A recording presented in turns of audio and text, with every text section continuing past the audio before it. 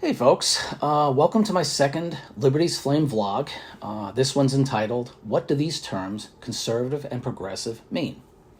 I've been thinking that before I go on further with these videos, it might be helpful to clearly define the terms conservative and progressive. Political terminology is not always clear, and so that my audience and I are on the same page, I want to explain how I'll be using these and other terms. Conservatism. In an American context, it's an ideology that stands for the preservation and the perpetuation of principles, both biblical and constitutional, that have stood the test of time. Progressivism, now, is a collectivist ideology. It is the polar opposite of conservatism.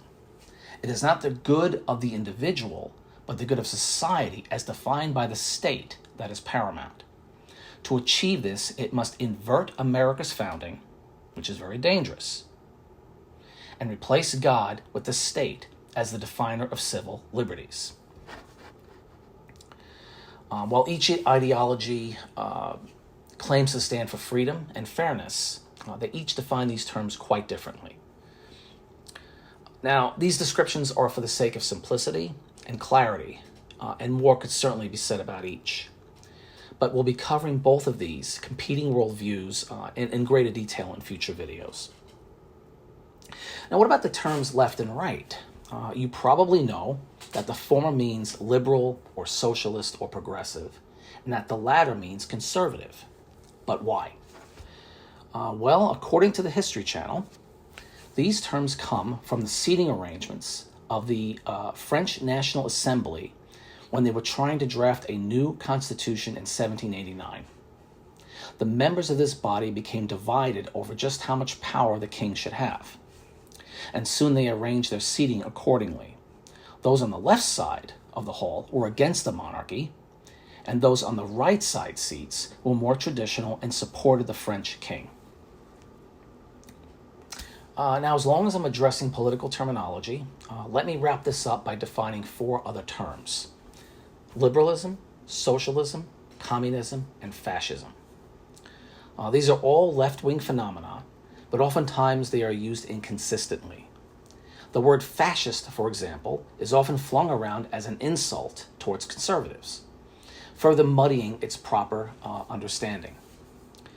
So here, I'm going to try to provide clear descriptions for each of these terms. Okay, the term liberal is usually applied to those who hold a view that is left of center. But that does not mean that liberals are progressives or socialists. Though on the left, liberals tend to believe in the U.S. Constitution, and they will defend its Bill of Rights. By comparison, a progressive sees the U.S. Constitution as a white supremacist and outdated document. Because of this, I will contend that despite their left-wing policy preferences, liberals usually have more in common with conservatives than they do with those on the progressive side. Now, what about socialism? Well, Merriam-Webster's online dictionary defines it as any of various economic and political theories advocating collective or governmental ownership and administration of the means of production and distribution of goods. It is also defined as a stage of Marxist theory transitional between capitalism and communism, and distinguished by unequal distribution of goods and pay according to work done. And this presents some confusion. Socialism is used both as a synonym for communism, which is also the collective or state ownership of goods, and as a kind of communism light. Merriam-Webster says that today, socialism is most often used in modern English to refer to a system of social organization in which private property and the distribution of income are subject to social control. Well, for the sake of simplicity, I'm going to use socialism and communism more or less interchangeably in this video series to describe something that has elements of socialism but isn't full-blown socialistic. I'll just define as socialistic. Say this is socialistic, but it is not socialism full-blown. I hope that makes sense.